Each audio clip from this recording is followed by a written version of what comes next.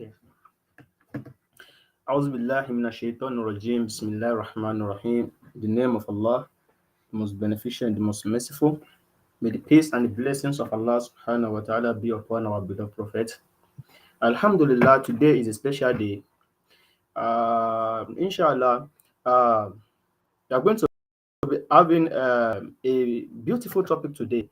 The top name is going to be Understanding Jihad, Justification and Limitation. And one of our brother is going to lecture us about this beautiful topic. And this brother name is Abdul Malik Suleiman. And inshallah, we will be inviting him here today to come and lecture us on this topic. And inshallah, I want us to listen to what he's going to say. And you guys should, whoever amongst us that have one or two questions should ask him question after the lecture. I think now I'm going to invite this brother to the screen now. Okay. Salamualaykum, brother. Walaikum salam wa rahmatullahi wa barakatuh. How are you doing? Good, I'm fine. Thank you very much. Yeah, I appreciate the invitation. So now I think the set is now yours now. I think you start your lecture and I think everything is going well now. Okay. Okay. Before I start anything, I'll just maybe ask you that anywhere I kind of give an explanation and it is not well understood, you just ask me more questions, maybe even before the general Q&A. You understand? So if there is somewhere that you want me to elaborate or you want me to explain more, you can simply just call me back before I proceed. Okay, no problem. Okay. So أعوذ بالله من الشيطان الرجيم بسم الله الرحمن الرحيم إن الحمد لله نحمده ونستعينه ونستغفره ونعوذ بالله من شرور أنفسنا ومن سيئات أعمالنا من يهده الله فلا مضل له ومن يضلل فلا هادي له وأشهد أن لا إله إلا الله وحده لا شريك له وأشهد أن محمدا عبده ورسوله أرسله الله بالهدى ودين الحق ليظهره على دين كله وكفى بالله شهيدا. So, start by praising Allah subhanahu wa ta'ala, sending blessings and salutation upon the Prophet Muhammad sallallahu alayhi wasallam, his household, his companions, and all those who follow him till the day of judgment. So, as the topic suggests, this is about jihad, its limitations and justification. This topic became necessary because, especially coming from Nigeria, from a country where we have so many Christians who misunderstand Islam, and we know that this is not just only in Nigeria but elsewhere. Most non-Muslims misunderstand Islam, especially when it comes to the topic of jihad, and they feel that jihad is actually simply a notion where Muslims are commanded to kill anyone who is not a Muslim, simply because they are not Muslims, they are commanded to. Okay, and also there are also some, at least a tiny percentage of Muslims who have also held an extreme violent ideology about jihad. Yes, we cannot rule that out. There are some percentage of Muslims who have actually held this extreme violent ideology. So it is necessary that jihad needs to be discussed, just like an academic discussion where there needs to be people talking about these things. Okay, what do we understand about jihad? Because unlike any other Islamic concept, when we misunderstand any other Islamic concept, let's say issue of prayer, for example, in Salah, at the end of the day, it is between you and Allah subhanahu wa ta'ala. But the concept of jihad is so important in the sense that if someone misunderstands it, its consequences is global. Its consequences can result to loss of lives. You understand? So this is why we need to understand this topic and we need to talk about it. We need to organize symposiums and seminars to discuss about this so that people can have the right understanding. Okay? So jihad, to start from the beginning, jihad, what is jihad? Jihad simply stems from the Arabic term jahada, struggle, to make an effort to something, to strive. So any effort that a human being does for the betterment of himself, to purify himself more, is called jihad. So within the Quranic context, the Quran uses the term jihad in some way. So for example, in Quran chapter 29, Surah Al-Ankabut, Allah says, "Man jahada fa innama yujahidu li nafsi." Whosoever strives, that he strives only for himself. Then towards the end of the verse in Ankabut, Quran chapter 29, verse 9, God Allah says, وَالَّذِينَ جَاهَدُوا فِينَا لَنَهْدِيَنَّهُمْ سُبُلَنَا. And whosoever strives towards our path, make the path easy for him. You understand? So, and also in Quran chapter 31, Surah Luqman, Allah uses the word وَإِنْ جَاهَدَاكَ لِتُشْرِكَ بِي مَا لَيْسَ لَكَ بِهِ إِلْمٌ فَلَا تُطِعْهُمَا. Allah was talking about the parents, how we should be obedient to our parents, right? And Allah now says, وَإِنْ جَاهَدَاكَ, if these our parents now strive to make sure to worship others besides Allah, what are we supposed to do? So Allah uses the word strive.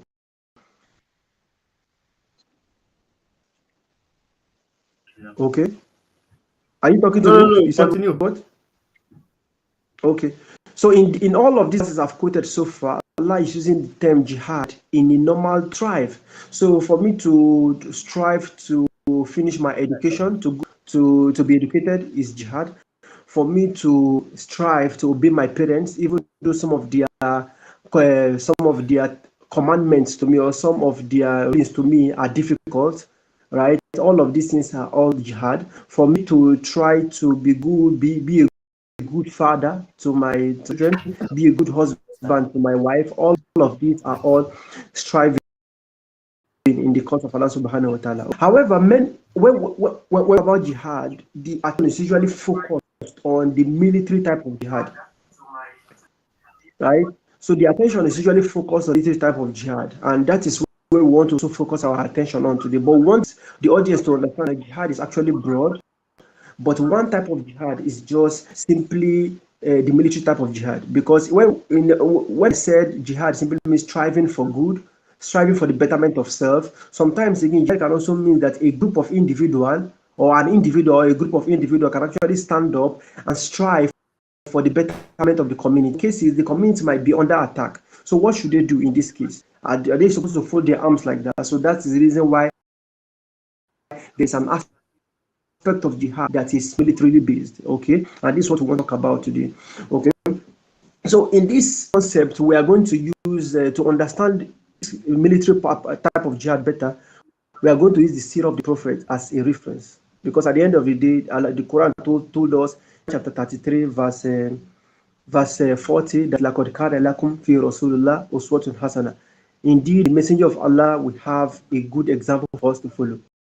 So he's our role model. He's this we are following. Okay, and one of the things I want to bring up in this case is a concept that developed not too recently, but I think around the 1940s. We call it the just war theory. I don't know whether you've heard of that. It's called the just war theory, and this became necessary. This became necessary after the First World War and Second World War. So many nations of the world realize that if they continue in this in that trend, then there might quickly be a third world war. And with the rate of increase in technology, increase in weapons, and if a third world war is allowed to happen, human beings might as well just destroy themselves. So they put up some regulations, right? What and what? Yes, war is everyone understand that war is not good. War should be avoided as much as possible. But at the same time, we have to acknowledge, as human beings who are living in a practical society, we have to acknowledge that there are sometimes there is no other option except that people should and militarily defend themselves. We know that sometimes it can happen like that. Yes. So this is the reason why they now give some criteria. Okay, let's every nation make sure that they have exhausted every non-violent means of negotiation, of peace, of making reconciliation before considering going to war. Okay, so some of these criteria include that there must be reasonable, there must be a good cause. It must be for a cause. It must be for a good intention. It must be by a legitimate authority. I don't know whether you are with me. Yeah, I'm with you. Okay. It must be by a legitimate authority, okay? It must be the last resort, and there must be reasonable hope for success. For success, and all of this, what I just mentioned, are some of the criteria before you go into a war. What are those things that people need before nations actually stand up militarily to say they want to engage in war, whatever war we can? But what are those criteria that people, nations must actually consider? And the reason why this is very important is that many Muslim nations quickly signed this agreement. This it was UN Charter and whatever. They quickly signed this agreement. So Egypt signed it, Iran signed it, Saudi Arabia signed it, and before you know, many other Muslim countries joined and signed it. Why? Because they said this was exactly what jihad was all about all this while, right? So I would like to use I would like to use the Islamic concept of jihad and try to relate it with this UN criteria, so that we can see how it actually makes sense and how we can actually have like a renewed understanding of jihad to for some of us who have actually misunderstood it for a very long time. Okay, so the first one, what the thing that you must have to look before you say, okay, jihad, we can now stand up and militarily defend ourselves. We say it must be for a good cause, a good cause. Now, the first verse revealed concerning jihad, and everybody needs to know this. When I say jihad, it means, I mean military jihad, military, the taking up of arms. The first verse that is revealed concerning this is in Quran chapter 22, verse 38 to 39, in Surah Al-Hajj. Okay, and this was revealed. The context of this needs to be understood. Now, this was revealed after the Prophet has spent 13 years in Mecca. He was persecuted. Not only his followers were persecuted day and night. Some of them were taken and put in hot sand, or a hot sand of almost 50 degrees, the Arabian desert. Right? Some of them were killed in broad daylight simply because of their faith. They were accused of living the traditions of their forefathers. They were accused of trying to bring a new social order into the land of Arabia. Okay, and because of this, they were being persecuted. And after 13 years of trying to peace with these people, there was no way except that Prophet migrated from his place of birth, from Mecca to Medina, to a whole new place, right? And these people of Medina, they welcomed him with their arms. They welcomed him and everything. But that was not all. At this point, there was a report in the Sunnah that the Meccans, the chiefs of Meccans, wrote to Abdullah bin Ubay bin Salul. If anyone, I hope the name is actually familiar. Abdullah bin Ubay bin Salul. This was the head of the hypocrites in Medina. And the reason why he was a hypocrite was that he was supposed to be the one who was supposed to be the leader of Medina before the prophet arrived.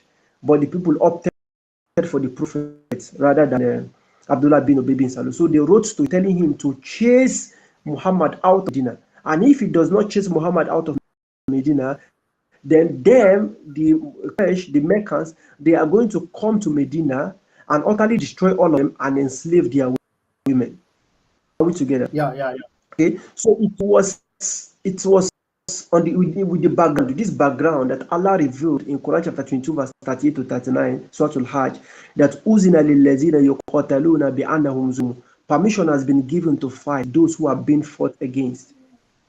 Inna Allah ala nasrihim laqadir. Indeed, Allah is competent to give them victory. Who are these people? Allah qualifies it to tell us who are actually these people who are permitted to fight back. Please take note, to fight back. Okay? Allah says, Allazina ukhriju min diyarihim, have been driven out of their homes. Bighairi haqq, without any just cause. Illa an yaqulu rabbuna Allah, except that they say that our Lord is Allah. Allah says, وَلَوْلَا دَفْنِ النَّاسَ بَعْضَهُمْ بِبَعْضٍ لَفَسَدَتِ بِبَعْضٍ لَهُدِّمَتْ صَوَامِعُ وَبِيَعُ وَصَلَوَاتُ وَمَسَاجِدُ يُذْكَرُ فِيهَا اسْمُ اللَّهِ كَثِيرًا. Had been that Allah checks one set of people by means of us, there would have been destroyed monasteries, churches, synagogues, and mosques wherein the name of God is much mentioned. here Allah is telling us that the way Allah has been doing it right from the time of old is that when there is corruption on earth, when there is persecution of one group of people, Allah does not come down himself to help you. No, he uses one set of people and set them against another set of people to checkmate them. And this is how it's doing right from the time of old. Okay, and if had it not been that Allah does this kind of action, there would have been places of worship like synagogues, churches, monasteries, mosques that would have been destroyed. And please take note, Allah mentions did not just mention only mosque, but Allah also mentions synagogues, churches, and monasteries, that these places would have been destroyed had it not been that this kind of thing is happening. Right? So, and Allah said, and Allah indeed helps who helps his cause. Indeed, Allah is Almighty. Allah is competent and is Almighty. Okay, so this is the end of the verse. So this shows that this goes in line with the UN criteria of just cause. There must be just cause, and everyone will agree that this is a just cause. People who have been driven out of their homes, people who have been persecuted for no other reason, simply because they say that our Lord is our.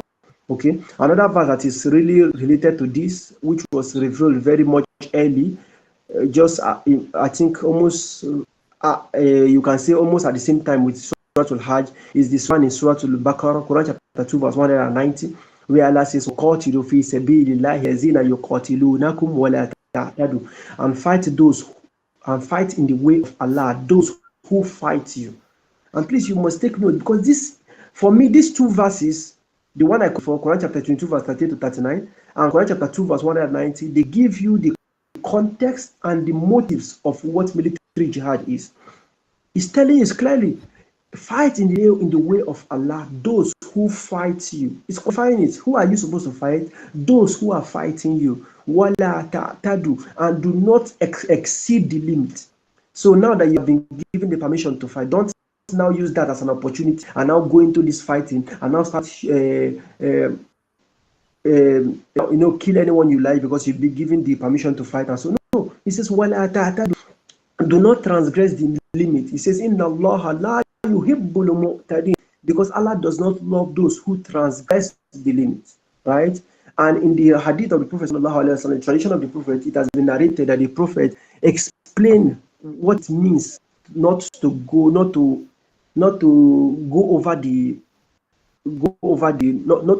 transgress the limit. He explains that people who are into military jihad should not kill women, they should not kill children, they should not kill monks, that's people who are in their places of worship, they should not kill those who are not fighting them. So in modern terms, we call these civilians. So they should have nothing to do with the civilians.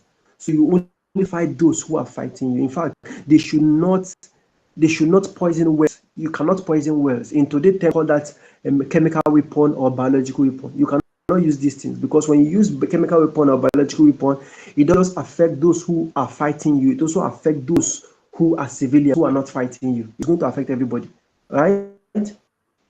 Okay, this is what we call. This is all in the subheading of the good cause. Good cause. Okay.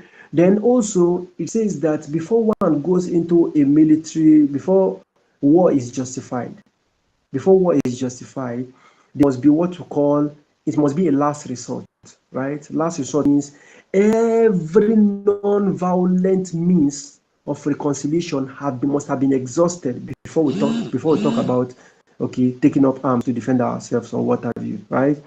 And exactly, you go back to the seerah of the Prophet, you see that this is exactly the same thing. When he was in Mecca, he was persecuted. He tried to take his companions to Abyssinia. The Meccans sent a man called Amr al-As. They sent him to Abyssinia to go and bring back the Muslims. Though he was unsuccessful, but eventually the Muslims came back. So, like, these people wanted to leave your land, and yet you sent someone to follow them and bring them back. The Muslims, they looked for another alternative in Ta'if, a place called Ta'if, and it was unsuccessful. He was stoned and he left there. Then eventually a group of people came from Yathrib, and which later is called Medina. They came from Yathrib. They invited the prophet to their land. Okay, and even when he went to their land, these people are even trying to uh, uh, are planning armies. I mean, they are. These people are organizing their armies. I'm looking for the term. Sorry. These people are in their armies trying to invade Medina even after he has gone out of their land. So you see, yes, every other means of trying to live in peace with these people has been exhausted. And now they are coming towards Medina. The prophet had no option than for him to stand up and defend himself. So you can see that it was a last resort. When you want to use the seerah of the prophet's life as a standard, it was the last resort. Okay, what else again? It has to be by a legitimate authority. Are we Yeah, together? yeah, we're together. Okay. Okay. So also this before war can be justified, it has to be sanctioned by a legitimate authority. So and this is something I think we need to talk more about. This is particular criteria we need to talk about. Okay. And the reason is because when you go back to the seerah of the prophet, when the prophet was in Mecca, the prophet was just an individual. Yes, he was somebody who was preaching a religious belief, but he was an individual in Mecca. However, the whole situation changed around when he was in Medina. In Medina now, he is not just an individual. In Medina, he was said as the head of the whole of the Medina people. So he was head of state of Medina. So he was not just a religious leader in Medina, he was also a political leader. He was occupying a political position. And by occupying a political position, he was responsible for protecting the lives of the people of Medina, the lives and property of the people within the borders of Medina. So if there is anybody who wants to come into Medina to come and harm this, it is the responsibility of the leader to stand up. So you can see now that unlike in Mecca, when the prophet was in Medina and he declared jihad, at that point he was no longer an individual. He was a political leader. Therefore, he was really in mission of sanctioning the military defense of the state. Okay. So the other criteria I mentioned is that it has to be with the right intention. Right intention. Okay. Actually, I will just mention five. I think five criteria before you enter the war. I think I've mentioned three so far. I've mentioned it must be for a good cause. Mentioned it must be a last resort. I've mentioned it must be sanctioned by a legitimate authority, right? Yeah, And now, okay, I'm also saying that it must be with the right intention. Okay. Here, this right intention, not know intention cannot be measured because it's not something that can be seen, right? However, we can know the intention of the people through their actions, right? So, for example, we had in recent times that the West. There was a time that the U.S. attacked Iraq, and they attacked Iraq with the idea that they were looking from coming. They attacked they attacked Iraq with the idea that they said there was Iraq had weapons of mass destruction. And eventually, when the whole thing ended, and they were what about this weapon of destruction? They said they could not find it. Right? They could not find it, but their military base is still within Iraq. Right? So, if, for example, you went somewhere to look for a particular thing and not find it, why do you have to leave the base still there? Why do you have to leave it there? And what do you do to for all the people that have been killed wrongly? What did you do to compensate them back? Because at the end of the day, what you went there to find did not see. So this kind of behavior shows that the original intention was not actually to look for that weapon of mass destruction, as they say, but they had their own ulterior motives, right? So in Islam, or in as stated in the Quran and the Sunnah, how do we know the intention? intention because the Quran says, for example, that when people go to jihad, when people go for a military activity, Quran says, فَإِنْ انْتَهَوْا فَإِنَّ اللَّهَ غَفُورٌ رَحِيمٌ. If these people who are fighting you, once they cease from fighting you, once they throw away their weapons and they say, we are no longer fighting you, the Quran says, فَإِنَّ اللَّهَ غَفُورٌ رَحِيمٌ. Just know that Allah has forgiven their past. It's not, you dare not have something to do with them again. In the next two verses after this, I think Quran chapter 2, verse 190 to 194, Allah still repeats again, فَإِنْ انْتَهَوْا فَعُضْوَانَ إِلَّا عَلَى ظَالِمِينَ. And if they desist from oppressing you, then Allah has given you no right against them except those who are oppressors among them. So God is telling us that once they cease, you too, you have to cease. So this is how you know the intention. So it's not as if once they cease persecuting you, once they cease persecuting you, you still continue because before they started, you have to finish them till the end. No, so which shows that the idea of the military jihad in the first place was to remove the persecution. So since those people themselves, they've stopped giving it, they stop implementing, or they've stopped their persecution, then therefore there's no need again for you to continue the military jihad. There's no need again. So this actually shows the intention. Or in one other place in the Quran chapter 9, verse 6, where Allah says, وَإِنْ أَحَدٌ مِّنَ الْمُشْرِكِينَ اسْتَجَارَ فَأَجِّرْهُ حَتَّى يَسْمَعَ كَلَامَ اللَّهِ ثُمَّ أَبْلِغْهُ مَأْمَنَهُ. If any one of the disbelievers, those people who you are fighting against, who are fighting against you, if any one of them now say, know what, I don't want to fight against you, right? And they now come to you and seek your protection. Please take note, they are still disbelievers. It's not as if they've accepted your religion. This has nothing to do with your religion. They do not accept your religion. They simply stop persecuting you, and because of that, they come to you and they say you should protect them. You should protect them, and in fact, escort them to a place where they will be secured.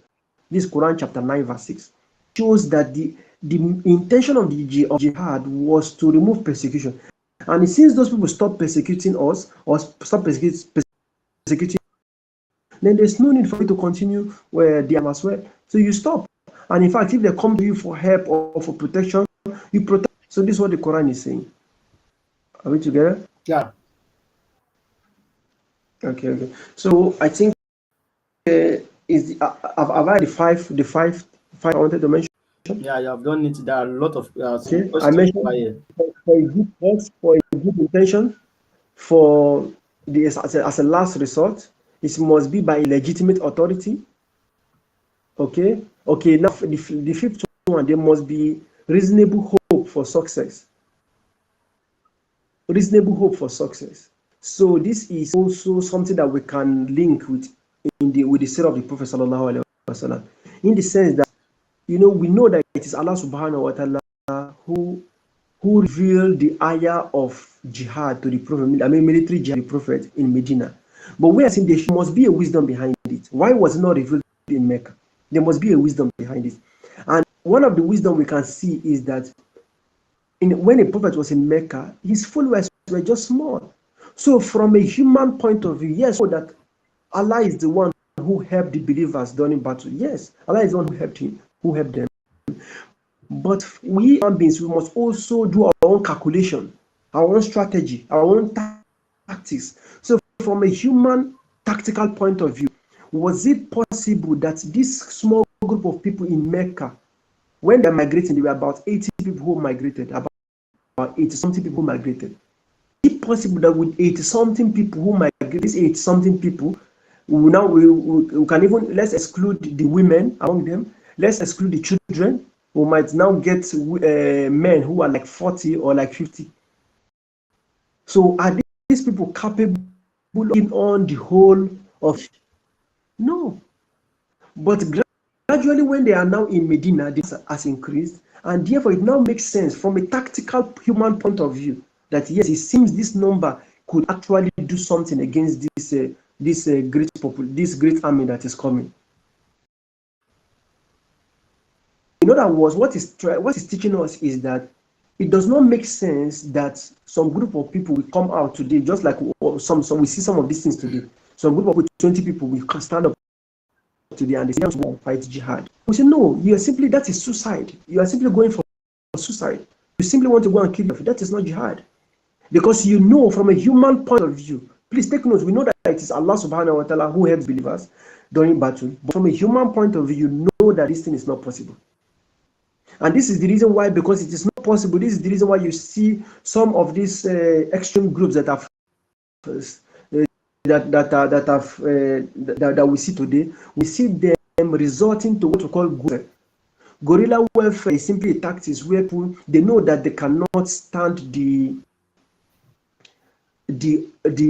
authorities. You know they cannot stand the authorities one to one. What they do is that they simply, some of them wear suicidal vests. They go to a particular, government house and they blow themselves up.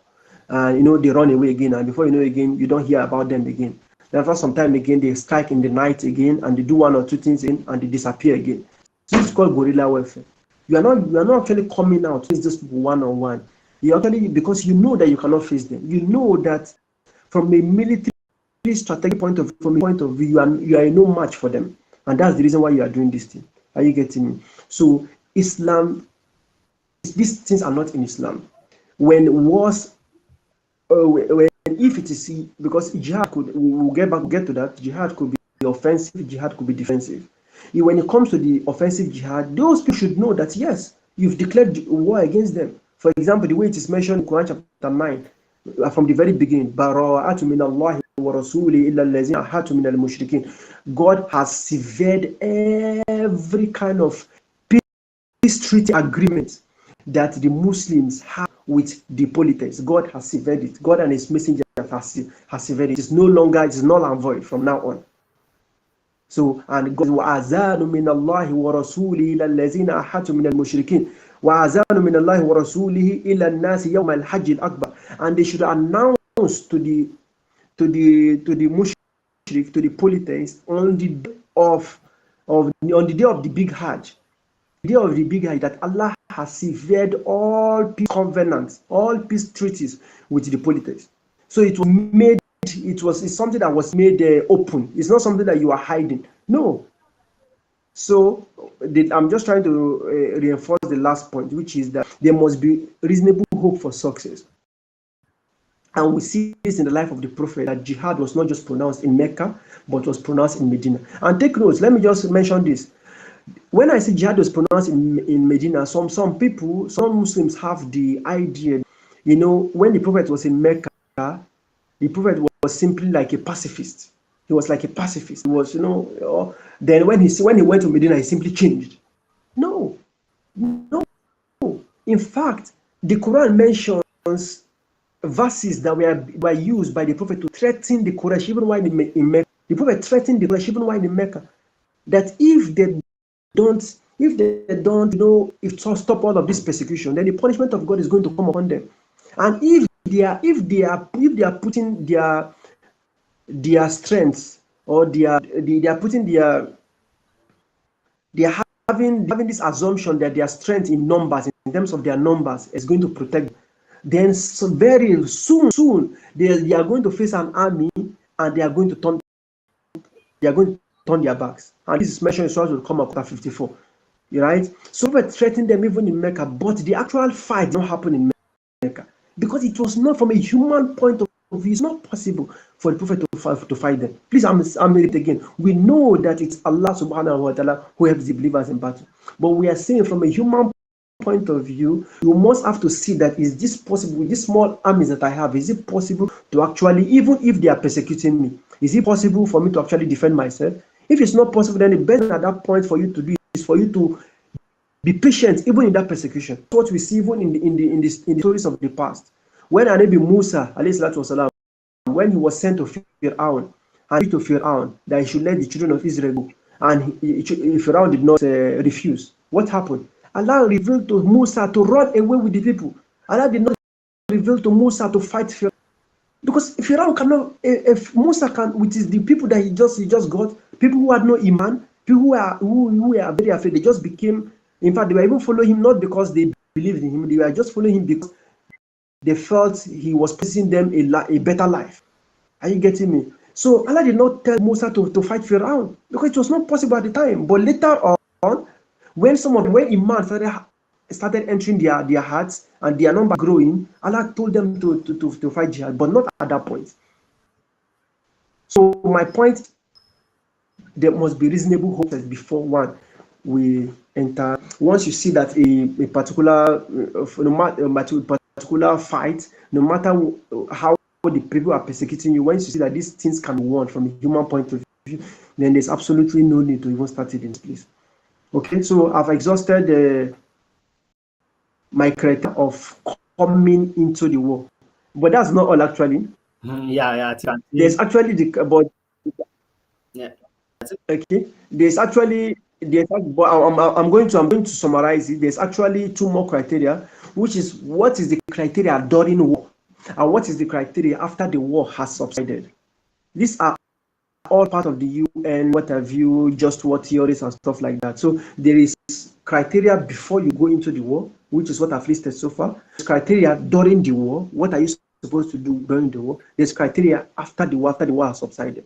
Okay, and all of this, when you read back the Surah with all of this criteria, you keep seeing how all of this has been in them all this while. It has been there. It has been there. So the criteria during war, quickly, there must be no what I'm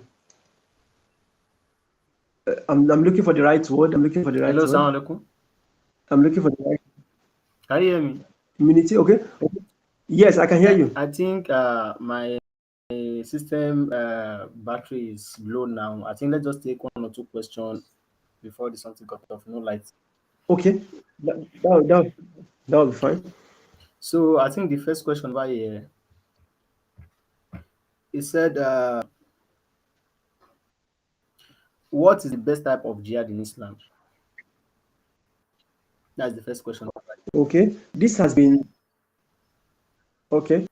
This has been reported in so many narrations that the Prophet has been reported that the best type of jihad is the jihad against oneself, what we call Jihadun Nafs, against oneself.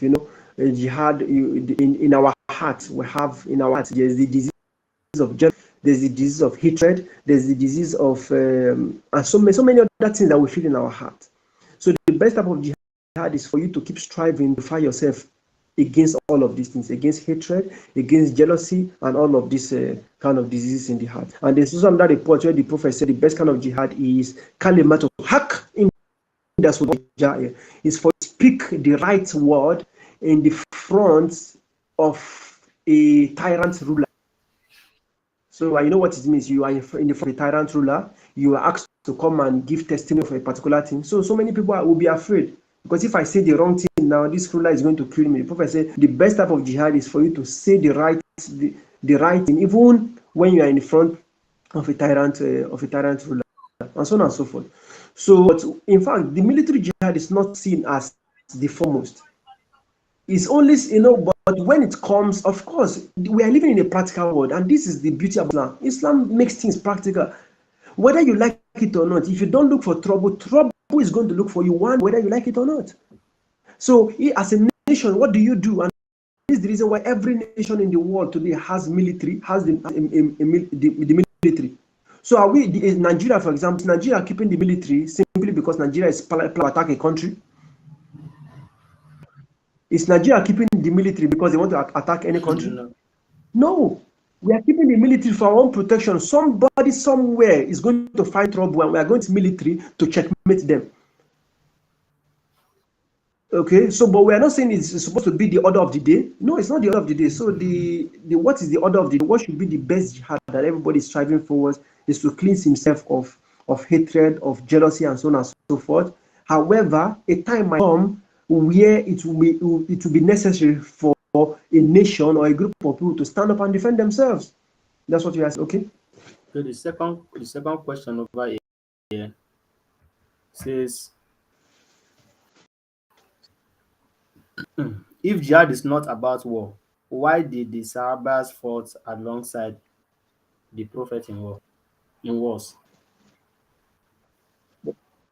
Okay, I don't think I said jihad is not all about war. I said the military jihad is one part of jihad.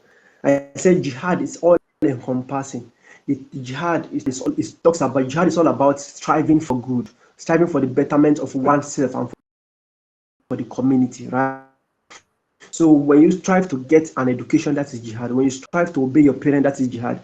When you strive to be a good father, that is jihad, right? When you strive to correct people to do good, when you try to encourage people to do good, that is jihad. When you try to forbid people from doing wrong, that is jihad. But we are seeing another type of jihad, an aspect of jihad. Please take note. I think this is very clear. Jihad is like a broad concept. Then there are many branches. So one of the branches of jihad, military type of jihad, where people stand up, take up arms to either to defend themselves or to remove a particular persecution or what have you that is in the land, or corruption that is in the land. So that's what we are saying. So I never said that jihad is The not. next I never said that military the jihad next question over here is says not that jihad. the jihad truly means holy war. There's no place. The word holy war is actually a Christian concept.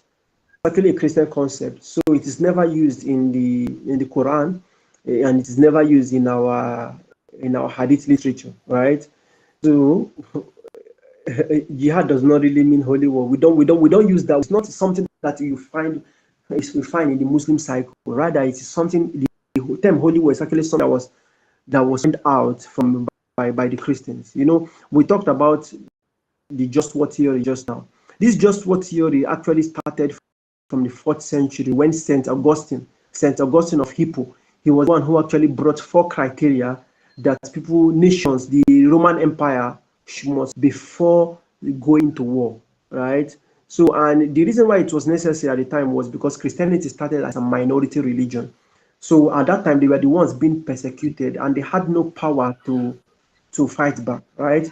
So, but eventually in the 4th century, Christianity was adopted by the Roman Empire. So the whole Roman Empire became Christian, right? So now Christianity is no longer in the hands of individuals. Now it is now a nation, a whole nation, now a Christian country, right? And other nations will be coming to fight this nation. So what should the Roman Empire do? The Roman Empire going to say, okay, now because we become Christians, we are no longer going to defend ourselves. So therefore, there were some theologians who came out to kind of express that yes, in this situation it is allowed because we have to defend ourselves. So that's the reason why St. Augustine of Hippo brought out some criteria that we have to fulfill this criteria before we can actually say this war is just. And later on, I think in the 12th century, there was this man called Saint Aquinas. He too also elaborated more on the just war theory. So in fact, the first people who even brought about the idea of the just war theory were actually Christians and theologians. Are you getting me? So in summary, the term holy war is actually attributed to more Christians than Muslims. We simply say jihad is a broad concept, and military type of jihad is one aspect of jihad. Okay, and that question here is how did another question over here is how did Muslims defy jihad? How do Muslims justify jihad? That's another question. Is that what you Yes, said? yes, yes. Okay. Okay, I think that's what I've been answering in the past for the past maybe like 30 minutes. Okay, but quickly, I would just want the questioner to, when we talk about jihad and we talk about Islam, please let's try to bring everything back to the prophet, because at the end of the day, we don't want a situation where somebody will point at somebody over there, say, see that person over there. This person had, but he killed people in the street, people that were selling, they were roasting maize on the street. They killed them. How can that be jihad? Are we now to start justifying or trying to explain the behavior of anybody who comes around and say he's doing jihad? No. Our role is the Prophet sallallahu alaihi wasallam. He's our role model. The Quran says in Quran chapter 3 verse 40 that لَقَدْ كَانَ لَكُمْ فِي Rasulullah uswatun hasana. In the Prophet of Allah, in the Messenger of Allah, you have a good example to follow. In him who believes in Allah and the last day and remembers Allah much. So this is our criteria. So we need to go back to the life of the Prophet and see how did he do his jihad and what were the conditions that he put in place. So we are saying that if you look at the life of the Prophet, you see that number one, he only went to jihad after people were persecuting him, right? So, and this was in Medina where the verse was revealed. Permission has been given to fight back those who are fought against, right? Also, we see that in the life of the Prophet that he fought jihad as a last resort. He had exhausted every violence means of reconciling with the Quraysh, of living a peaceful life with Quraysh, but it was not working to the extent that they had to chase him out of his own homeland, Mecca to Medina. In fact, the very night that he was leaving Mecca, there were people who were sent to assassinate Hello, him. I want you to hello, think Salaam about alaikum. this. So at this point, Yeah, I Walaikum think salam. my laptop is almost exhausted now. I think there's like 2 to 3 questions, but I can't do it now because of something we got off. Like, Okay. So let the person just go over those three I just mentioned. I mentioned the criteria of uh, uh, just cause, good intention, last resort, must be legitimate authority, and must be a reasonable hope for success. okay, thank you, brother Okay. Abu Malik Suleiman. We really appreciate you for delivering the lecture today, and we really thank you for coming here. May Almighty Allah subhanahu wa ta'ala bless you, guys. Protect you. Inshallah, I think more is coming during the month of Ramadan. Abi brother. Yes, inshallah, Yes. inshallah. Okay, inshallah, we're going to stop here because so many people they would like to, they want them to answer their question, but I don't think because Mm. of the Let them just understand that let them just understand that jihad is very natural. It's just natural. It's just the very reason why Nigeria has the military. Why every nation in the world has a military. It's just something natural. It's not unnatural. It's just something natural. No. okay, I think we can continue again. Like tomorrow is Sunday, we can continue tomorrow, or I don't know, so that there's some question might be answered. I don't know. I think we can. Inshallah, if I'll get to you, I'll get back to you relating to my schedule. Okay, Inshallah. inshallah, no problem. I think we're going to stop here. I'll say, please, you guys should go and subscribe to my YouTube channel and follow me on Facebook as well. I think, brother, tell them to subscribe to my YouTube channel so that they can watch free and they will be updated anytime whenever we want to have a lecture. And this Ramadan, we are planning something big. I think we are planning something big this month of Ramadan. Yeah. Inshallah. Pastor, Thank you okay, very thank much. you, brother. Pastor, Salamualaykum wa rahmatullahi wa barakatuh. Wa alaikum assalam wa rahmatullahi wa barakatuh.